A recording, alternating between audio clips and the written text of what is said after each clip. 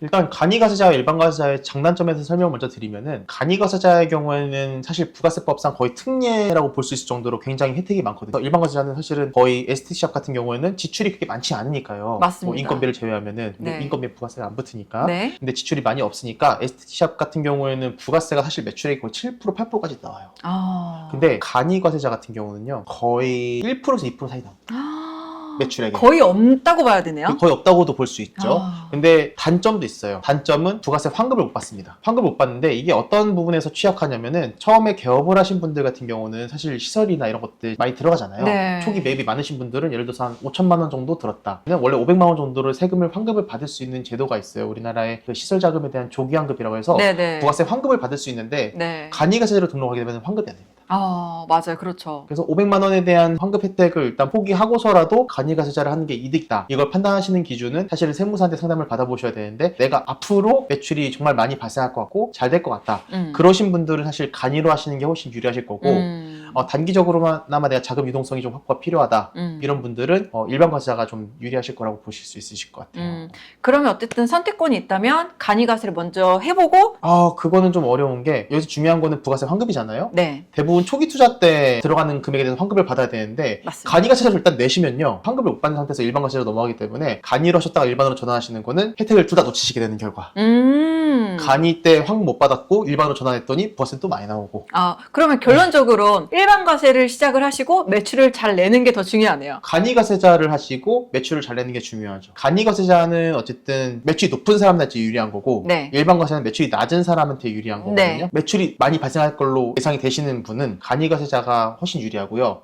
혹은 초기 투자가 많이 안 들어가시는 분들, 에스테샵을 그냥 인수하시는 분도 있을 거 아니에요. 네네네. 그런 분들은 초기 투자가 거의 보증금 제외하고는 많이 안 들어가니까, 그렇죠. 그런 분들은 환급 받을 게 많이 없잖아요. 네. 그러면 간이가세자로 시작하시는 게 좋고, 환급 받을 세금이 없으면은 일반 과세자보다는 간이가세자가 좋고, 네. 그리고 매출이 많이 나오실 것 같으신 분도 간이가세자가 좋다. 음. 그러면 또 물어보시는 분도 있어요. 매출이 얼마 정도 나와야 간이가 유리한가요? 이렇게 맞아요, 물어보는 분도 있어요. 맞아요, 그렇게 맞아요. 나올 수밖에 없어요. 제가 네. 상담을 하도 해보니까 네. 가이드라인을 주시길 원하시거든요. 제가 봤을 때는 그래도 월 매출 1000 정도는 나오시는 분들은 그래도 간이로 하시는 게 유리할 것 같다.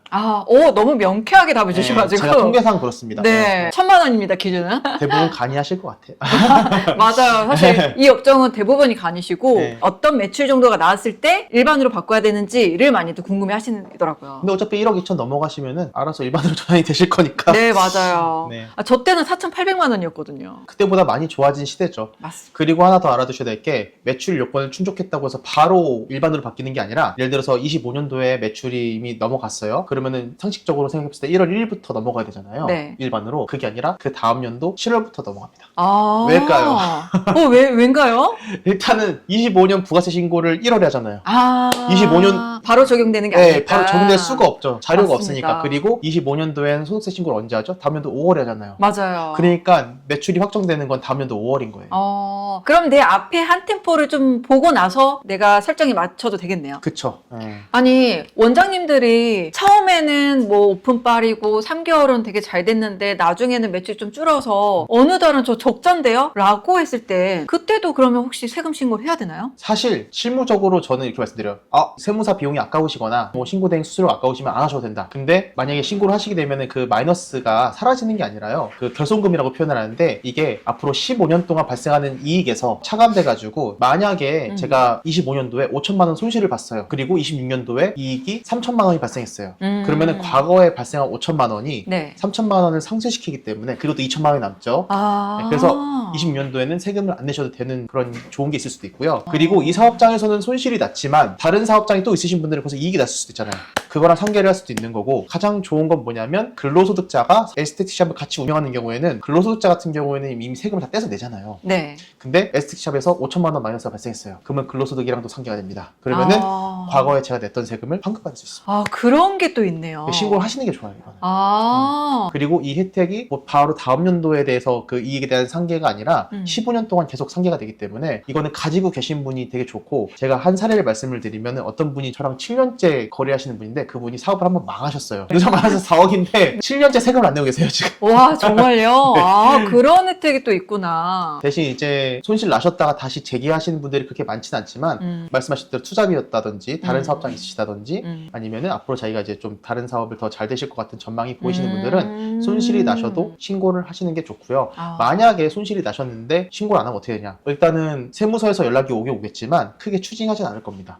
적격 증빙을 잘 갖춰져 있어요. 왜냐면은 세무서에서도 마이너스인 사업장을 굳이 나와가지고 추징하진 않을 거. 그쵸, 그쵸. 자기가 건질 게 없는데 맞아. 나오진 않을 거라서 네네. 그래서 너무 염려는 안 하셔도 되니까, 다만 이런 혜택이 있으니까 기한 후 신고라도 하셔서 혜택을 챙기실 분들은 챙기셔라. 라는 게. 사실 그러면 세무조사 아까 얘기하셨는데 네. 웬만해서는 세무조사는 나올 걱정은 굳이 안 해도 되겠네요. 여기가 왜 안 나오지 싶은데도 안 나온 데도 꽤 있어요. 정말요? 대부분의 에스테틱 샵 원장님들은 크게 걱정 안 하셔도 되는 부분이시고요. 요즘 시대가 좀 바뀌긴 했지만 매출 3억 원, 4억 원, 3억 원 이하는 사실은 크게 나올 일이 많이 없다고 보시면 돼요. 다만 연 매출이 5억이 넘어간다. 그때는 성실신고 확인되는 사업자라고 해서 그때는 이제 세무조사 확률이 확 올라가시니까 5억 넘으시길 바라겠지만 맞습니다. 네. 내더라도 버는 게 낫잖아요. 5억이 넘어가시면은 그때 세무조사 확률이 확 올라가니까 그때는 주의하시길 바랍니다. 네. 꼭 기억하세요, 원장님들. 아니, 원장님들이 대부분 직업급여를 계좌이체로 주잖아요. 그렇죠. 네. 그런데 1인샵 원장님들이 대다수다 보니까 그럴 때는 대부분 3.3%로 프리랜서로 많이들 측정해서 드리는데 이게 그럼 맞는 건가요? 길게 봤을 땐 세금적인 부분으로는 어떤 게 더 유리하고 적합할까요? 일단은 사업자 상담을 하다 보면 가장 많이 부딪히는 게 이 부분인데요. 이거 노무랑도 연결이 돼 있어서 네. 일단 제가 늘 제안 드리는 부분은 근로자성이라는 게 있어요. 네. 이 사람이 실제로 근로자의 지위에 있는 사람인지를 판단하는 기준인데 이거 노무와 관련이 있고요. 이 사람이 출퇴근이 정해져 있다. 네. 아니면은 이 사람이 필요한 소모품이나 비품을 사업주가 제공을 하냐. 그리고 뭐 관리 감독을 뭐 엄격하게 통제하느냐 이런 거에 따라서 사실 4대 보험 가입 여부와 프리랜서 여부로 갈리게 되는데, 만약에 이것들이 근로자성을 띠고 있다고 판단이 되면 원칙적으로는 4대 보험 드는 게 맞죠. 근데 여기서 두 가지 문제가 발생하는데, 첫 네. 번째는 근로자가 싫어하는 경우예요. 왜냐면 4대 보험이랑 이런 것들 공제받아서 받는 실수령이 줄어드니까. 맞아요. 네, 또 사업주 입장에서도 그 개인 사업자를 내고 첫 4대 보험 가입자가 들어오게 되면, 직장 가입자로 4대 보험을 가입하게 되면은 직원 중에 가장 급여가 높은 사람의 동일한 금액으로 사업주도 같이 가입이 됩니다. 그러면은 첫 직원을 등록했을 때 대충 한 17%, 18% 정도 나오거든요. 그 급여에. 네. 예를 들어서 300만 원에 해당하는 급여를 가진 직원을 만약에 채용을 했다. 네. 대충 20%라고 하면은 직원 1인당 대충 한 60만 원 정도의 4대 보험이 나오거든요. 네. 그 중에 받은 직원이 부담을 해야 되고, 근데 대표님도 똑같이 나와요. 네. 맞아요. 그러면 대표님은 혼자 부담하시잖아요. 네. 반반 부담하는 게 아니잖아요. 그럼 네, 120만 원이 그냥 나오는 거예요. 한 달에. 네. 제가 그래서 초창기 때 창업 막 했을 때 이게 뭔지도 모르고 그냥 세금 폭탄을 엄청 맞아가지고 진짜 허리가 엄청 휘었거든요. 깜짝 놀라요. 왜냐면은 300만 원 4대 보험 가입자 직원 때문에 한 달에 고지되는 금액이 120만 원인데, 맞습니다. 어쨌든 60만 원 중에 30만 원은 직원이 부담한다고 쳐도 90만 원이 어쨌든 사업주 부담이잖아요. 맞아요. 그러면 한 달 월세예요. 작은 데들은. 맞아요. 그러니까 요거 놀라신단 말이에요. 그래서 사업주랑 직원분들께서 협의를 하신 다음에 보통 프리랜서로 진행하는 게 일반적이고요.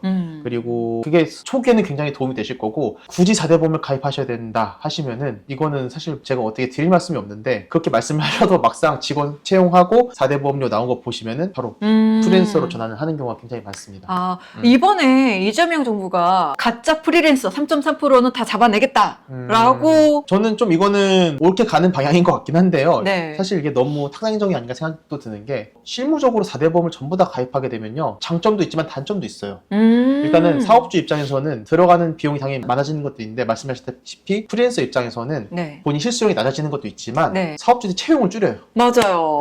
사업주들이 채용을 줄이게 돼요. 맞습니다. 한 사람에 대한 인건비가 실질적인 실부당 인건비가 늘어나기 때문에. 네.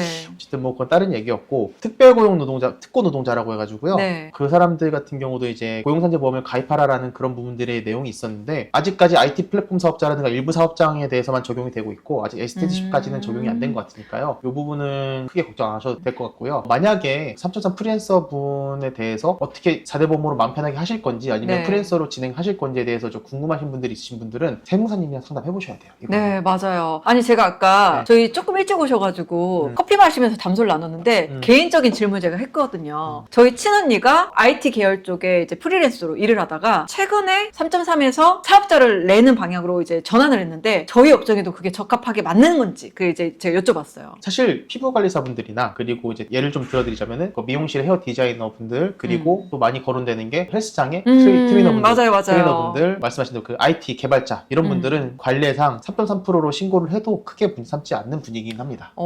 다른 얘기를 잠깐 하자면 음식점에서 보통 많이 발생하죠. 그런 사례는 음식점 사업자분들, 주방에서 일하시는 분들 이런 분들은 사실은 출퇴근 시간 정해져 있고 거기 주방에서밖에 일할 수가 없잖아요. 맞아요. 네, 근데 그런 부분들은 이제 사실은 4대범에 관련된 추징 사항이 굉장히 많이 나오는 게 사실이고 아직 에스테틱샵이나 뭐 이런 부분들에 대해서는 크게 걱정하셔도 될 것 같습니다. 다행이다. 퇴직금을 주셔야 됩니다.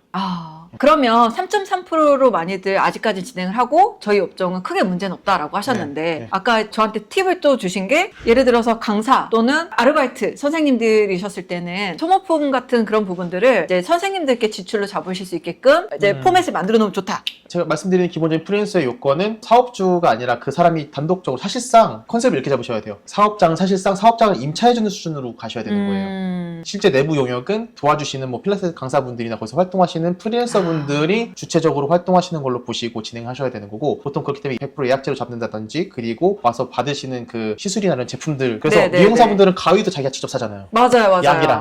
맞아요. 네, 그래서 그런 분들은 자기가 자기 소모품을 직접 지출할 수 있도록 구조를 짠다든지 이런 식으로 세팅을 해주시는 게 되게 중요하고요. 그래서 하나 더 중요한 게 프리랜서로 진행하시는 경우에는 봉쇄료 세팅이 가능합니다. 어떤 식으로요? 봉쇄료 세팅은 기본적으로 어디서 유래가 된 거냐면 미용사분들이나 마사지사 이런 분들이 이제 팁을 받잖아요. 그 팁은 원칙적으로 바로 그분들한테 기속이 되는 거기 때문에 카드로 계산하더라도 사업장의 매출로 잡히지 않게끔 세팅을 하는 방식인데 요거는 조금 복잡한 부분이 있으니까 이런 게 있다 정도만 알아두시고 세무조사하면 늘 타깃이 되는 부분이시니까 가까운 세무사나 또는 이렇게 능력 있는 세무사님을 찾으면 좋을 것 같습니다. 저는 안 오셔도 될 것 같아요. 그건 머리가 아픈 거야. 그렇군요. 그런 걸로는 제가 안 찾아갈게요. 원장님들이 사실 회계, 세무 또는 노무 되게 취약하고 어려움을 많이 느끼시는데 중요한 거는 1년에 세금을 몇 번 내고 또는 언제 내야 되는지를 모르시는 원장님 되게 많으시거든요. 그래서 저는 이것만큼은 이렇게 쉽게 하시면 좋을 것 같습니다 하는 팁이 있으시다면? 일단은 신경 쓰셔야 될 부분이 이거 들으시면 근데 약간 놀라실 수도 있어요. 세금 이렇게나 자주 나온다고 하실 수도 있는데 제가 좀 꼼꼼하게 설명을 드릴게요. 일단은 인건비가 있으신 분들은 매달 다음 달 10일까지 지급한 달 다음 달 10일까지 원천세 신고를 하셔야 되기 때문에 근데 요거 어차피 세무사 쓰시게 되는 부분이시니까 요 부분 제가 빼고 말씀을 드릴게요. 그러면은 부가세랑 소득세를 좀 고민을 하셔야 되는데 일단 1월부터 말씀을 드릴게요. 1월은 작년 하반기 부가치세 확정신고 기간이기 때문에 간이가세자든 일반가세자든 상관없이 1월에는 부가세 신고를 진행하셔야 됩니다. 1월 25일까지. 네, 25일. 네. 2월 달에는 뭐가 없습니다. 3월에도 뭐가 없고요. 다만 다행이다.